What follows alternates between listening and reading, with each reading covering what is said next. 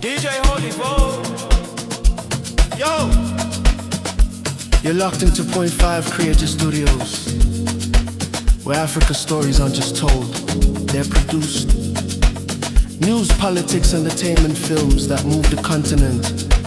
We bring the truth, the fire, the creativity. Your world, powered by African storytelling. Point 5 Creative Studios. Point 5 Creative Studios. Point 5 Creative Studios. Point 5 Creative Studios. Point 5 Creative Studios. Chiko chapinda mumaZimbabwenzi. Chiko chiri kumbonyasoitika nevana vevhu. Vana vevhu vakatsamwa, vana vevhu vakagumbuka, vana vevhu vaneta nekutambura. Kusvika paextend yemunhu kutora mari ononyoresa t-shirt kuti ED Tama must go. Pakashata. Vanhu vagumbuka. Dauti ndikuratidzei futi imwe post pachitaurwa Zvinyadzi. Mukuru hasisina chiremerera. Mukuru afumuka simply because ari kukundikana kumhanya chinhu ichi. Chokwadi chinofanira kungotaurwa sechokwadi. Ukaona mwana wako wemumba akuuya pamba akapfeka t-shirt yakanzi baba vangu ibenzi, kana yachitaura Zvinyadzi pamusoro pako baba, haurove mwana, unogara naye pasi wobvunza kuti mwanangu chii chanetsa.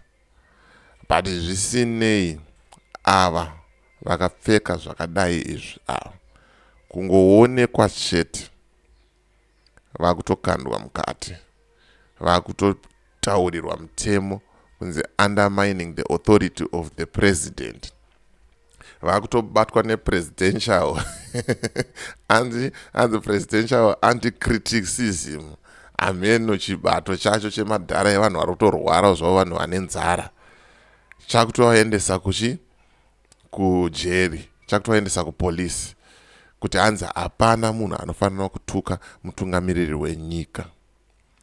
But kokumbozvibvunzawo kuti patasvika apa kuti vanhu vachizonyora ma-t-shirt zvamuri kuverenga kumashure izvo, kumaloti kwava Mnangagwa, zvafamba sei? Zvakamira sei? Chii chiri kumbonyasoitika?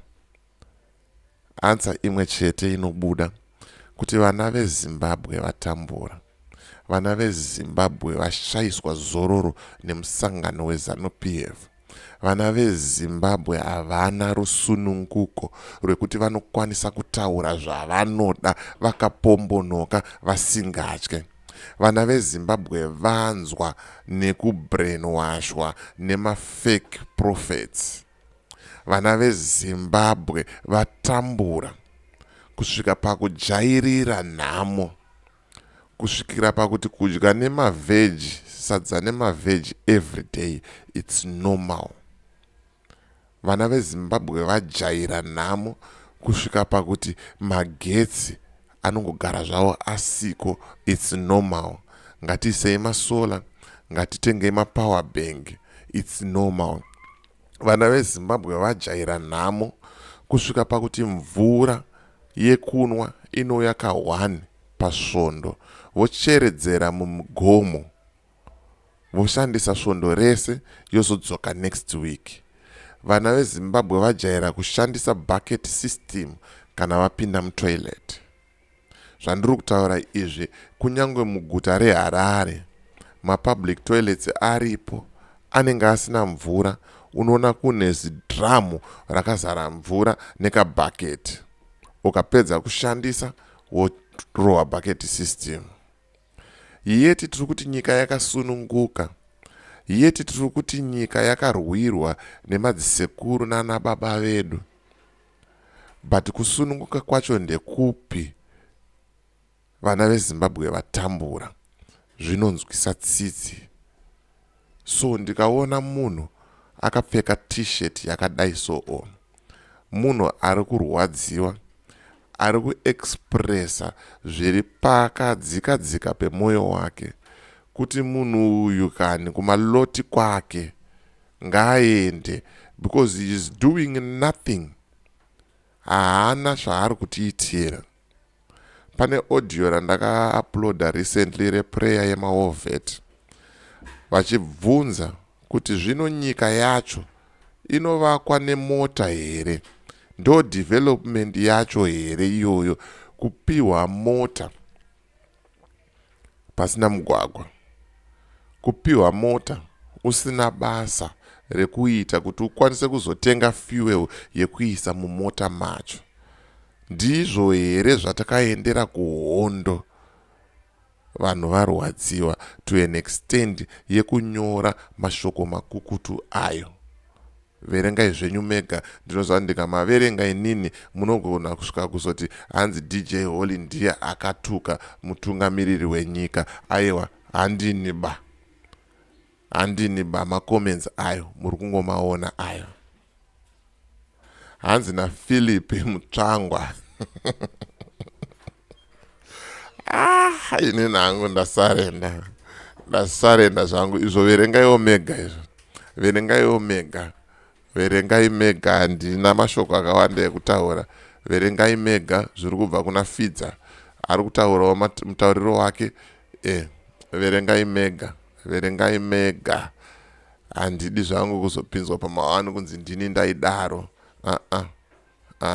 Handisandini ba, handina umbobviro daro ba. Ndangozviverenga ndikangozviisa apo. Hanzi maloti dzana mai venyu mese naED Mutsvangwa ma1. Vana veZimbabwe vari kutambura, vana veZimbabwe vari kurwadziwa neupenyu hwatiri kuita sei, hwatiri kurarama, hwavari kurarama. Zvikanzi kumeso sebere riri kunzwa manyoka, wanzwa.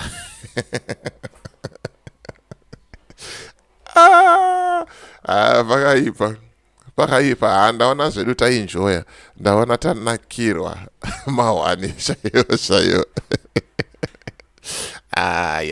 Vanhu vadhiniwa, vanhu varwadziwa, vanhu vari kutambura kusvika paextent yekupedzisira, kusvika pakutuka mukuru wenyika Zvinyadzi, simply because the way yavari kurarama nayo haisisina kumira zvakanaka, haisisina kunaka. Ndonyaya yanga ndangokubatira izvo manje kuti ndikuratidzei zviri kuitika mumastreets kunze uko, kuti people have lost respect kumukuru wenyika simply because vanzwa nenzara and havasi kudya, vari kungodya is the chosen few. Ndonyanga nchifamba nayo zvamanje. As for me DJ Holly, kana une nyaya yaunayo yauda kuti ndifambire, ndibate namba dzangu ndo dziri pascreen. Any contribution yaunayo ingava chipi chauri kuda kuti tichimhanye, ndibate futi pasame namba idzodzo dziri pascreen ipapo. Kana une bhizimusi raunaro rauda kushambadzirwa, ndibate futi panamba idzodzo, toita sei tofambira nyaya dzacho. As for me DJ Holly and the rest of the crew behind the scenes, it's bye for now. Let's meet in the next video.